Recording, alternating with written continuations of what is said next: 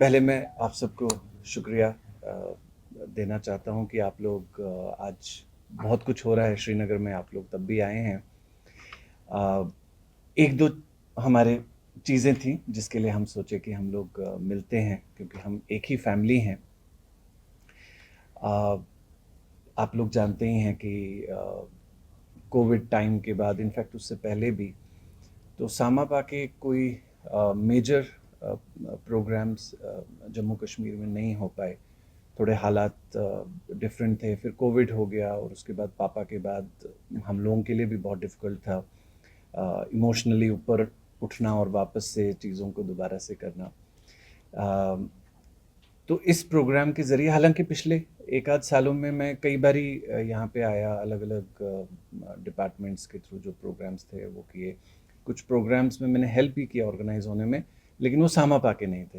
अब सामापा दोबारा से कई सालों के बाद यहाँ पे अब प्रोग्राम होगा, जो बहुत लंबा अरसा हो गया। तो पहला तो ये है कि हमारा जो फोर्थ कमिंग फेस्टिवल है, बेनू हेरिटेज करके हम लोग कर रहे हैं। तो दिल्ली में मैं कन्विंस कर पाया हमारे कुछ फ्रेंड्स को जो कॉरपोरेट सेक्टर्स हैं, तो सीएसआर फंड में से उनको थोड़ा सा खींच खांच के ले आए।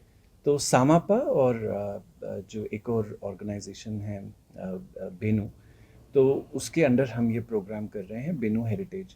प्राइमरली ये इंडियन क्लासिकल फंक्शन रहेगा, इंडियन क्लासिकल म्यूज़िक का रहेगा।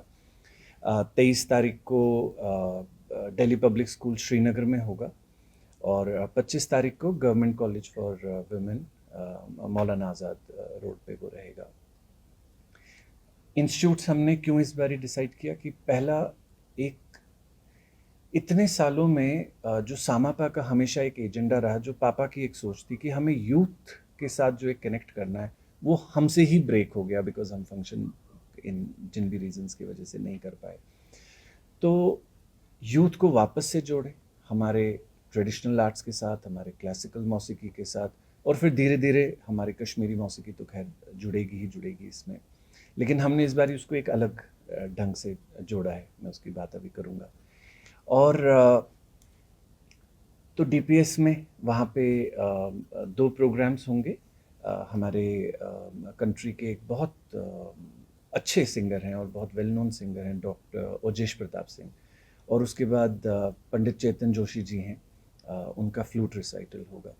उसके बाद 25 तारीख को वुमेंस कॉलेज में पद्मजा चक्रवर्ती जी हैं, वो ख्याल भी गाती हैं, ठुमरी भी गाती हैं। मैंने कहा बच्चों को, क्योंकि वहाँ पे म्यूज़िक है सब्जेक्ट, तो एक अच्छा उनके लिए वो रहेगा, एक एक्सपीरियंस रहेगा। और मेरा संतूर भी है। वुमेंस कॉलेज मैंने इसलिए चुना क्योंकि जैसा आप जानते ही हैं कि 1950 के आसपास दादाजी ने जब music as a subject introduce किया था स्टेट में, तो वुमेंस कॉलेज से ही हुआ था, वो स्कूल्स वगैरह के अलावा यही था। और यही एक कॉलेज हमेशा रहा जहाँ से कि हमारे कंट्री के सारे, जम्मू कश्मीर के सारे लेजेंड्स निकले। शमीम आज़ाद जी, कैलाश मेहरा जी वगैरह सब यहीं से। 2016 में मैंने पहला प्रपोजल दिया कि क्या हमें बैचलर्स पे ही रुके रहना है, मास्टर्स भी तो है, क्योंकि आज भी हमारी बच्चियां हैं जो कश्मीर की, जिनके पेरेंट्स नहीं अलाउ करते कि भाई कश्मीर में पढ़ो, जो भी करना है, बाहर नहीं जाना है। पूरा 2024 तक मुझे लग गया, कभी कहीं किसी से मीटिंग करना, कितनी बारी मैं एलजी साहब से भी इस मुद्दे पे मिला, कश्मीर यूनिवर्सिटी में भी मिला कि वहाँ पे पॉसिबल होगा। फाइनली पिछले साल ही अप्रूव हुआ, और इस बारी पहला बैच मास्टर्स का होगा। ये कश्मीर की हिस्ट्री में पहली बार है, और ये बहुत बड़ा मुझे लगता है एक मैं कहूँगा कि एक नई चीज़ है, क्योंकि पहली बार कश्मीर में हमारे बच्चों को, ख़ास तौर पे हमारे जो बच्चियाँ हैं, उनके लिए मास्टर्स इन म्यूज़िक ओपन हो रहा है।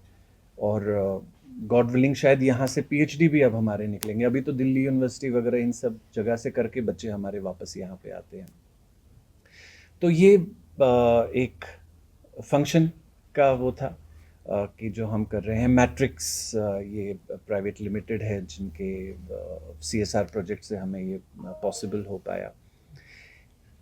लेकिन आप लोगों से मिलने का एक रीज़न ये भी था कि एक वॉइस जो बार-बार दब रही है हमारी, वो है आर्ट और कल्चर। हमारे मैं एक बारी एक इंटरव्यू देख रहा था जावेद अख्तर साहब का। उन्होंने कहा आर्ट और कल्चर वोकल कॉर्ड्स होते हैं सोसाइटी के। हमारे वोकल कॉर्ड्स हैं ये कश्मीर के, जम्मू कश्मीर के। लेकिन बहुत कुछ करना बहुत ज़रूरी है, और इस प्रेस कॉन्फ्रेंस के मीडियम से और आप लोगों की हेल्प से मैं इसी चीज़ को फिर से आगे लेना चाह रहा हूँ कि जैसे 2016 में कल्चरल पॉलिसी को लेके इतना मैंने पॉइंट्स क्रिएट किए कि ये भी होना चाहिए, कई सारी चीज़ें होनी चाहिए, उसमें बहुत सारी चीज़ें, आर्टिस्टों की पेमेंट्स रिवाइज होनी चाहिए। हम आज से 50 साल पुरानी पेमेंट्स पे थोड़ी ना काम कर सकेंगे। तो बहुत सारे उसमें एजेंडाज आते हैं। एक मेरा हेल्थ का भी था कि हमें गवर्नमेंट के थ्रू हेल्थ कवरेज क्रिएट करनी चाहिए म्यूजिशियंस के लिए, जैसे हम बाकी भी एरियाज़ में कर लेते हैं, गवर्नमेंट एम्प्लॉयज़ के लिए तो है ही है। लेकिन ये भी तो हमारा बहुत एक ऐसी धरोहर है, और जो म्यूजिशियंस, जो आर्ट और कल्चर से जितने भी क्रिएटिव फील्ड से लोग जुड़े हुए हैं, वो अपनी पूरी ज़िंदगी दे देते हैं, लेकिन कहीं ना कहीं इतना फाइनेंस नहीं है कि वो अपनी हेल्थ इंश्योरेंस वगैरह ये सब भी करते। तो ये सारी चीज़ें कल्चरल पॉलिसी का पार्ट हैं, तो उन पे भी हमें दोबारा से सोचना है, जिसके लिए गवर्नमेंट को भी हम दोबारा से रिक्वेस्ट करेंगे। और हमारे जम्मू कश्मीर के आर्टिस्ट हम एक हैं, चाहे मैं दिल्ली में रहूं, ये यहाँ रहें, और इसलिए आज मैंने वहीद जी से भी रिक्वेस्ट किया और मुनीर साहब से भी रिक्वेस्ट किया कि आप साथ में रहें, और आपके भी जो पॉइंट्स हैं उनको भी हम लोग यहाँ पे फर्दर आगे लेके आए। बहुत साल हो गए, कम से कम 10 साल से ज़्यादा हो गए। मैंने एक पॉइंट गवर्नमेंट में डिस्कस किया था कि सूफियाना मौसीकी अभी भी हमारे पास टाइम है। हमारे कुछ उस्ताद अगर वो गुजर गए तो वो वैसे वैसे वो चीज़ें हमसे लूज़ होती चली जाएंगी, क्योंकि जनरेशन टू जनरेशन भी बहुत मिसिंग है। अब आप देखिए कितने घराने हैं, आधे ख़त्म हो गए, आधे on the verge of dying है।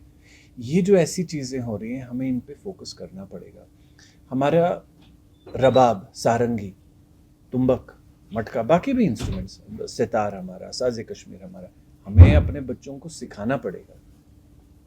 ये भी रीज़न है कि हमने इंस्टीट्यूट्स इस बार सिलेक्ट किए, ताकि वहाँ पे बच्चे थोड़ा सा दोबारा से कनेक्ट हों। म्यूज़िक तो ऑफ़र होता ही है, अब कई जगह तो ये है कि भाई अब बोला है तो करना है तो करना है, लेकिन इसको और बेहतर तरीके से करना होगा हम लोगों को। और यही एक मुझे लगा कि आज आप लोगों के हेल्प से हम इस वॉइस को अब आगे लेके चलें कि मेरी भी जो गैप आ गई थी, तो अब मैं भी इमोशनली फिट हो गया हूँ, मैं वापस आ गया हूँ, and we'll take this forward. पहले आप देखिए, बोस्ट करना तो ठीक है, लेकिन आपने जो पॉइंट बोला कि गाइडेंस की बहुत ज़रूरत है।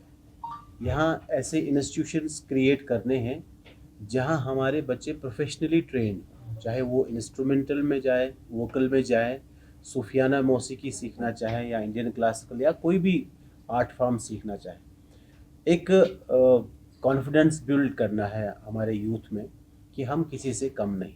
उसके लिए यहाँ की यूथ को भी ये सोचना है कि हमें ओवरनाइट ये चीज़ मिलने वाली नहीं है, ये वो फील्ड नहीं है। जैसे मैं हर बार कहता हूँ, जैसे हम इंजीनियरिंग या डॉक्टरी में 6 साल 8 साल लगाते हैं, फिर हम MBBS करते हैं या कोई टेक्निकल कोर्स करते हैं कंप्लीट, इसी तरह ये स्टार्टिंग में 5-6 साल सीखने के लिए, एक बेसिक्स सीखने के लिए उस स्टूडेंट को या उस यूथ को देने पड़ेंगे। उसके बाद एक अच्छे टीचर की तलाश, एक अच्छे इंस्टीट्यूशन की तलाश, एक कमिटमेंट, एक डेडिकेशन और ऑनेस्टी। तो ये चीज़ें हम बहुत मतलब ओवरनाइट जो मैंने कहा कि नहीं सीख सकते, इसके लिए एक हाफ ऑफ द लाइफ चाहिए एक इंसान की। 20-25 साल तो चले ही जाते हैं सीखने में। तो पेशेंस रखनी है हमारे बच्चों को, और सही गाइडेंस करनी है, और अपना एक माइंड सेटअप करना है कि हमें क्या करना है। लेकिन टैलेंट की यहाँ की कमी नहीं, वो सब में पता है, लेकिन एक right track, right path choose करने की ज़रूरत है।